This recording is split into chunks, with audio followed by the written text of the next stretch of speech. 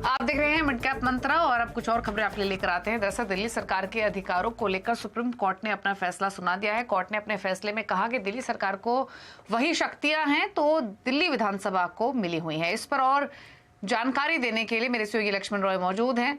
तो लक्ष्मण बताइए क्या एग्जैक्टली सुप्रीम कोर्ट ने कहा है और अधिकारों को लेकर और किस तरीके से अब ये आपके फेवर में जाता हुआ दिख रहा है।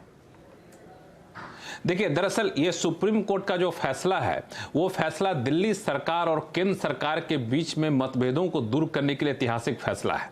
और सुप्रीम कोर्ट ने ये साफ कर दिया है कि दिल्ली सरकार जो है बाकी केंद्र शासित प्रदेशों की तरह नहीं है। दिल्ली में चुनी हुई विधानसभा है, इसी वजह से दिल्ली सरकार के पास भी अपना अधिकार होता है। मुख्य मुद्दा ये था कि जो सर्विसेज हैं, जो सेवाएं हैं, उस पर अधिकार किसका है। तो यहाँ पे सुप्रीम कोर्ट ने साफ कहा है और एक मत से कहा है कि जो यहाँ पे सेवाएं हैं उस पर सिर्फ और सिर्फ दिल्ली सरकार का अधिकार है, सिर्फ चंद मुद्दों को छोड़ करके जिसमें पुलिस जैसी व्यवस्था है जो पहले से संविधान में व्यवस्था की गई है। दूसरी बात, जो अधिकारी हैं जिनका दिल्ली सरकार की सेवाएं करते हैं, जो अधिकारी हैं उस पर किसका अधिकार होगा, वहां भी सुप्रीम कोर्ट ने साफ कर दिया है, उस पर भी दिल्ली सरकार का अधिकार होगा। अगर अधिकारी पर दिल्ली सरकार का अधिकार नहीं होगा तो उसकी बात सुनेंगे नहीं और फिर ये बहुत ही अच्छी स्थिति नहीं होगी।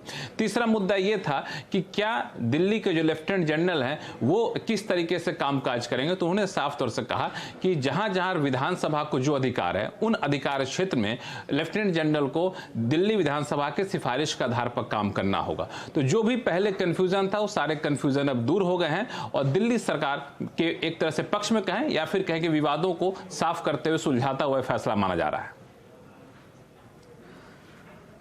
ओके, शुक्रिया लक्ष्मण आपका ये डिटेल्स बताने के लिए। तो ये सुप्रीम कोर्ट का फैसला अधिकारों को लेकर। लेकिन आगे बढ़ेंगे और अब खिलाड़ी नंबर 1 का अपडेट आपके लिए लेकर आते हैं।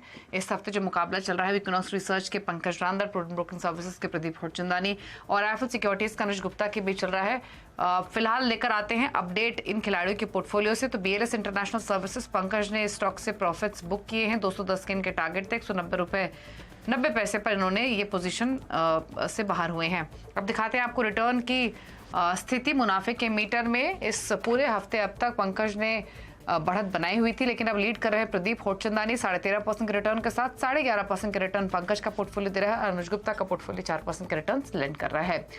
इसी के साथ एक ब्रेक का भी वक्त हो गया है। ब्रेक के उस पर आप देखेंगे न्यूयॉर्क कंपनी, और न्यूयॉर्क कंपनी में आज हम बातचीत करेंगे बिरला कॉर्प के सीएफओ आदित्य सरावगी से। एक छोटे से ब्रेक के बाद नमस्कार।